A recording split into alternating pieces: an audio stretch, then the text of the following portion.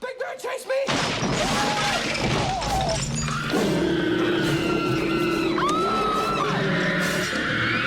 Hello everyone and welcome to Action RPG Build Guide Edition. Today I'm ready to drop on you my new Summon Bear Beastmaster. I was told this is the worst offensive skill in the game and we were able to kill Aberroth. As always, I will show you every single facet of the build. Everything is timestamped in the description below if you need to bounce around. Let's not waste any time and jump right into this. Starting off with some gameplay. Now what you're looking at right now is an arena monolith and this is corruption 628. And we are spec'd into, you guessed it, Summon Bear. We are also using Swipe, we're using Fury Leap, Warcry, and Frenzy Totem. And everything works to make our bear as strong as humanly possible. The biggest tick that we were able to get at the training dummy was 1.2 million. And the reason why we were playing Summon Bear is because I'm considering season starting Beastmaster for season 2 on April 17th. And I thought maybe we would play Bear or Sabretooth or something that is totally off meta. So I really just wanted to see how bad it is, because this is considered one of the worst offensive skills in the game. Super old, has a super old skill tree. And Mike, senior developer from EHG, already said that this is getting a pretty big buff come season 2. So again, this is 628 corruption. You basically leap, you're gonna get a boost and you'll be immune. It'll also frenzy your bear. You're gonna use Warcry. This is all focused around Berserk, and you're gonna keep those 15 Berserk stacks up by hitting enemies with Swipe. Your bear is going to use your Swipe, and you're gonna get a boost to movement speed and damage, and be able to use your companion ability more by using Frenzy Totem. So basically, it's pretty simple. You leap around, use Warcry, hit with Swipe. When you need more damage, you drop your Frenzy Totem, which buffs your bear. It's like the easiest build there is. And again, this is 628 corruption I'm going to show you. And as you can see, this isn't a problem. Obviously, your gear will be dependent on how tanky you are. But for the most part, even at melee range, your bear's pretty strong.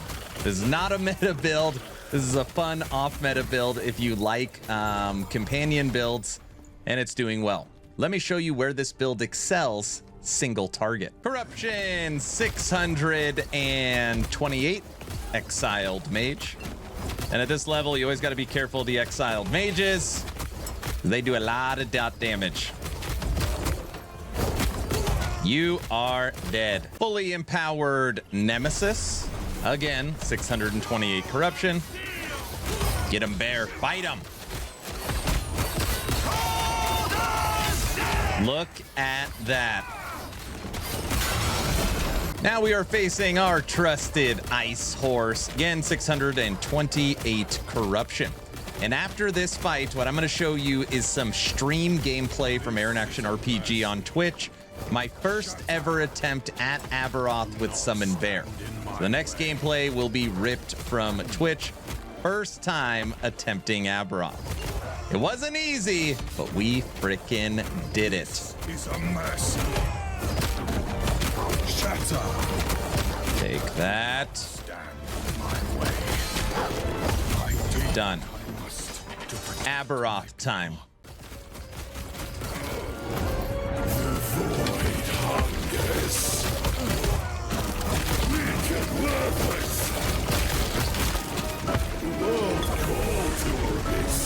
Phase 5. The void comes.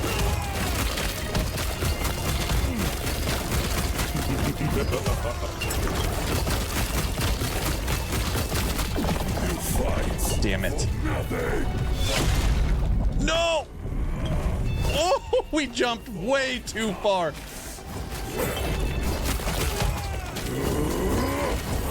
Holy crap.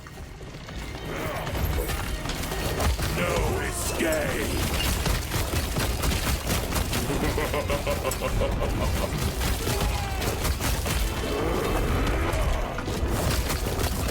Weak and worthless.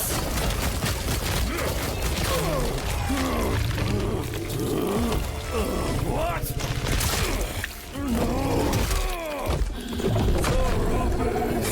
Help me! Can Summon Bear kill the Pinnacle boss Aberroth. No. Damn! So now let's break down the skills for our Summon Bear Beastmaster, starting with our movement skill, Fury Leap, and I'll try and point you into the right direction on what nodes you want to take first. Now what you want to do is first come here to the right and come up. You want to have a better cooldown so you could use it more often, and you want to be immune while leaping. If you get really good at this, you can basically jump when a big hit is coming, and you can't be hurt. You then want to come down and take these nodes right here. This is going to give your bear melee damage, give your bear frenzy. You're going to get health restored for yourself and your bear, and cleanse. So that is very, very nice. You're then going to come to the right and you want to pull enemies in. It sucks when enemies are all spread out because the bear is pretty damn slow. So you want to pull them in so that the bear can tear them up. You have 2 points left over. I just put it here into less mana cost, but the last 2 points you can put wherever you want. Moving over to our damage dealer Summon Bear. First thing you want to do is come to the right and unlock Swipe.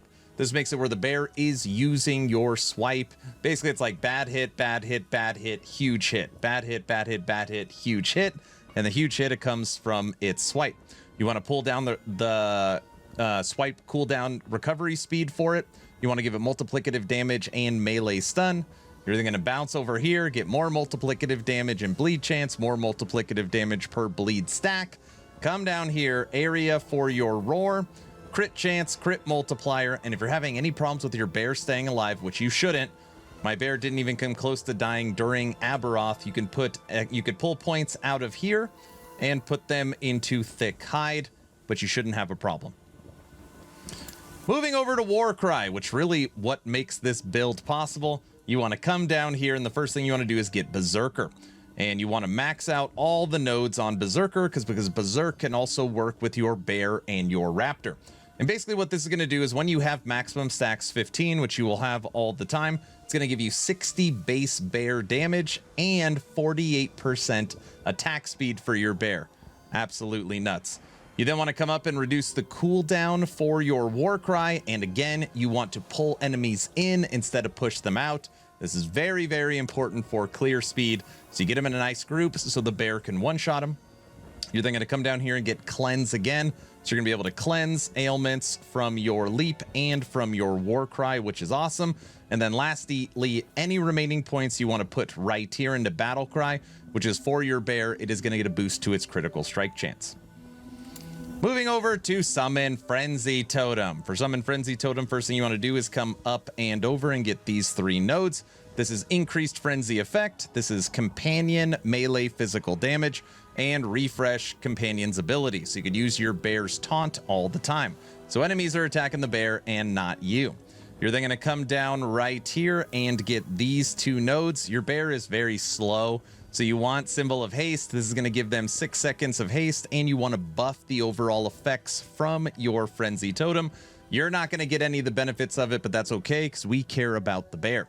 You're then going to come up here and put 5 points into Grounded. So if you count Grounded, 25 plus 2 melee damage. This does work for your bear.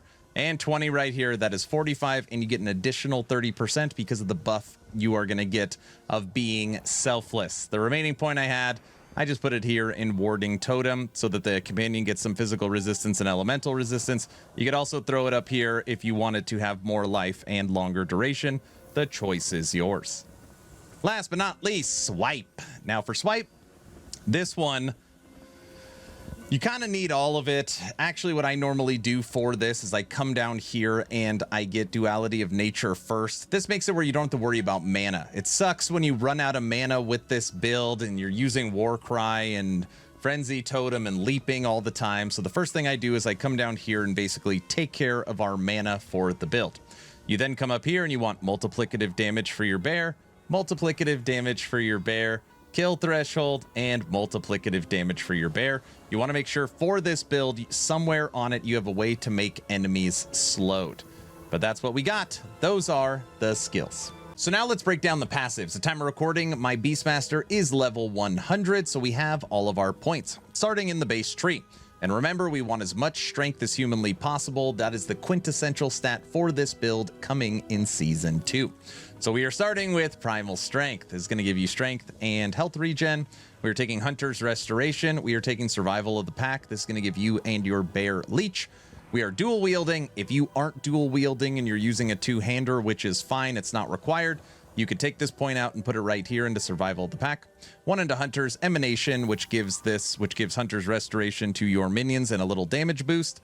And then Cornered Beast, less damage taken on low health. This is literally the reason why we can kill Aberroth, because Aberroth can't kill us. Moving over to Beastmaster, currently 76 points in. Yours in Strength for strength and damage taken from nearby enemies. Boar Heart, again, 15% less damage taken. We have tons of DR on this build. We're taking 1 companion, only a bear. 1 point in the Call of the Pack. 8 into the Chase, because you need movement speed and attack speed for the bear. Natural Fortitude, this is going to help you with health regen and, again, strength.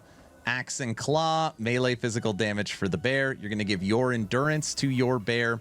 Porcupine Constitution, an additional 15% DR. Viper's Fangs, attack speed for the bear. We are taking Aspect of the Lynx, and on here it's going to give you critical strike chance and crit multiplier. Again, we're only a bear, so more multiplicative damage, and then 10 into Ancient Might for more base damage and 10 strength. Lots of strength. The final 12 points are over here. 5 into Spirit Warden. Now, these 5, I didn't need the endurance on this one. If you need endurance, put it in plating. If you don't need endurance, put the 5 into Spirit Warden for life and mana. But what you want is right here, Druid Prowess. This is going to give you 8 to attunement and 8 to strength. Those are the passives. Moving over to last Epoch tools, we're going to break down the blessings, idols, and gear. And this is definitely going to be a little different than the build planners you are used to. Obviously, EHG has already put out a lot of information on what's coming season 2. So I kind of built this as if we were already in season 2. You'll see what I'm talking about. Starting off with the blessings, we went health, crit avoidance, armor, base, physical resistance, and health regen. And obviously these can be switched out based upon your gear. You could go void resistance here. You could go 20% to all resistances. You could go double armor in these different slots. That is dependent upon your gear, but these are my recommendations. Moving over to idols, there's only 2 idols you want. The double health idol is no more, so this is health percent and elemental resistance. And then remember that your bear is getting multiplicative damage based upon targets that are bleeding. So 4 idols that have increased health percent and bleed chance for you and your bear, so you can get those 30 stacks as fast as possible. Now moving over to gear, you will see that we have a lot of legendary items on here, and we have a set. This might be one of the first builds. Actually, no, Storm Totem uses it. This is the second build I've ever put out that uses a set. And now this set, just to be clear, is terrible. But come season 2, you are going to be able to use the Last Bears set to give you 30 extra strength. So you will craft your helmet, you will craft your body armor, and you will craft your gloves to make your own set to get an extra 30 strength. You can see the way that I have built this out right now, we have 171 strength. That would be absolutely insanity for your bear. We are also dual wielding, and we're using the new Tooth Sword. This is going to give melee base damage for your bear, but more importantly, this is going to give your bear movement speed. You want your bear to be as fast as humanly possible. So you're going to get base damage, you're going to get movement speed for the bear, you're going to get 2 to skills for the bear. This also has an implicit for strength, and you can slam it T7 and get melee damage on it. The Tooth Sword is definitely what you want, and you could dual wield them. You normally don't want to use 2 of these on raptors because this totally nerfs your raptors, so you only want to use 1. We're not using raptors, so we don't care.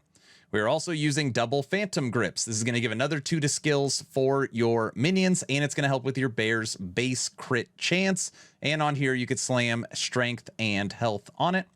We are using the Weaver's Primalist Relic because what this is going to do is give us 1 to skills, less damage over time taken to slowed enemies. And this is how we're going to get that slow chance for the 60% multiplicative damage from swipe. We're going to get it right here from Aspect of the Spider. We want to continuously strength stack, so we took Blood of the Exile. This will keep the bleed stacks longer, so the bear will continue that 30% multiplicative damage. It'll give us some movement speed and give us more strength. And then on our amulet, we are using Death Rattle. This is for up to 65% critical strike multiplier for our bear. And then it's got the implicits for minion, and then you could slam legendaries on it. Now, truth be told, looking at literally all of this gear, The only item that is semi-required is the actual relic, because this is how you're going to be triggering slow on the enemies, and enemies have to be slowed for that 60% multiplicative damage. The rest of this stuff is just kind of best in slot, but definitely not required.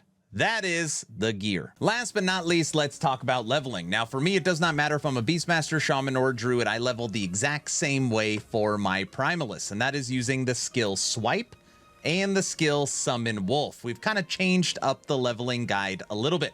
So you want to leap around, and you can use this spec'd or unspec'd on your bar, so you have a way to jump around. And then with Swipe, you want to come down here, and you want to get Wild Calling, which is going to give you Spirit Wolf. And basically, when you attack with Swipe and hit at least one enemy, you have a chance to call forth a Spirit Wolf that is summoned from your wolves. So you want to come up, you want to come down and get Wild Calling, and then you want to come up here and get Kill Threshold with your Swipe. On here, you want to get Summon Wolf, and you could choose, you can go up for damage or down for survivability, but you want to get 1 to maximum companion. Now, you also want to use the Fang Amulet. The Fang Amulet, I believe you could use it at level 4, level 5, very low level, and that allows you to summon wolves up into your companion limit. If you do not have the Fang Amulet, no big deal. You just come over here and you take this node, Safety in Numbers, so that wolves can be summoned up to your companion limit. So you're going to have wolves, you're going to be jumping around, you're going to be swiping, and Swipe is going to be calling forth Spirit Wolves. You will fly through the campaign. All right, everyone, that's the build guide. What do you think of my new Summon Bear Beastmaster? Is there anything I missed? Is there anything I can do to take this next level? Is it ready for Season 2? Let me know your thoughts in the comment section below. Please like, share, and subscribe. Of course, only if you think I've earned it. If I haven't earned it, I'm going to work harder for you. Check out the Discord, over 4,600 members. We do game nights, movie nights, game giveaway every 2 weeks, and we have a brand new treasure hunt coming April 17th for Season 2, Tombs of the Erased. It is going to be the 9th or 8th ever treasure hunt community event. It's going to be a whole lot of fun. Check out actionrpg.com. This is my newly launched website. It works on mobile and on PC browser, of course. We have 37 last Epoch build guides, event calendar, news updated every 48 hours, creators like the Frozen Sentinel, Babbling Bike, The Curse, myself, all of our builds are on there.